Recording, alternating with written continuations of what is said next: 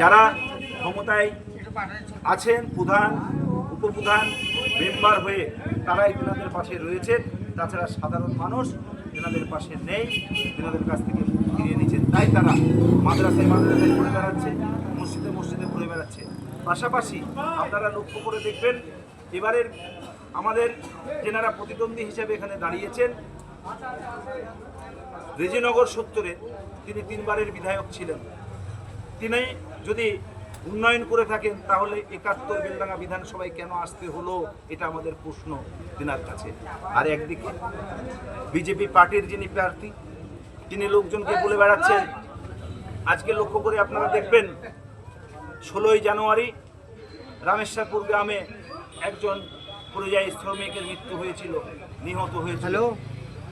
সেখানে গণতান্ত্রিক পদ্ধতিতে রাস্তা অবরোধ করেছিল।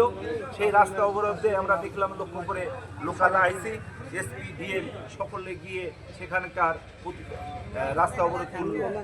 ঠিক তার পরের দিন 17ই জানুয়ারি আর একজন পরিযায়ী শ্রমিক আহত হয়ে ফিরলেন মরঝুমপুর গ্রামে।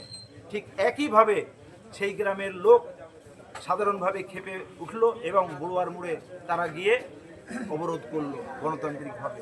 আমরা লক্ষ্য করে দেখলাম সেদিনকে পুলিশের লাঠিচার্জ এবং পুলিশ 31 জনকে গ্রেফতার করলো।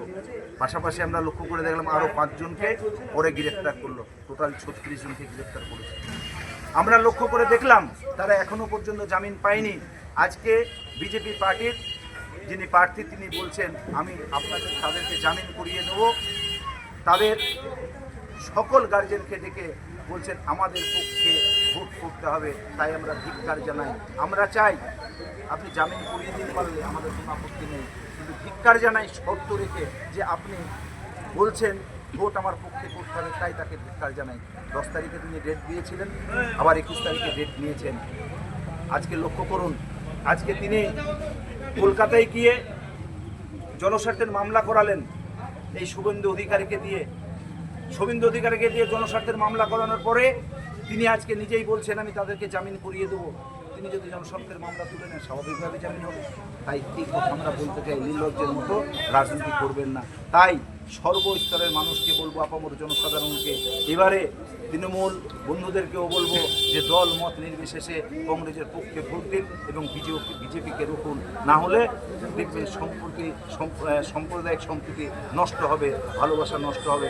একমাত্র কংগ্রেস পার্টি পারে, সেকুলার পার্টি কংগ্রেস সর্বদলের মানুষকে নিয়ে চলার ক্ষমতা রাখে, দল মত নির্বিশেষে, ধর্ম নির্বিশেষে সকলকে নিয়ে চলার ক্ষমতা রাখে। তাই সকলকে আমি বলবো কংগ্রেসের পক্ষে এসে ভোট দিন। 23 এপ্রিল দিলে কংগ্রেসের পক্ষে ভোট দিন।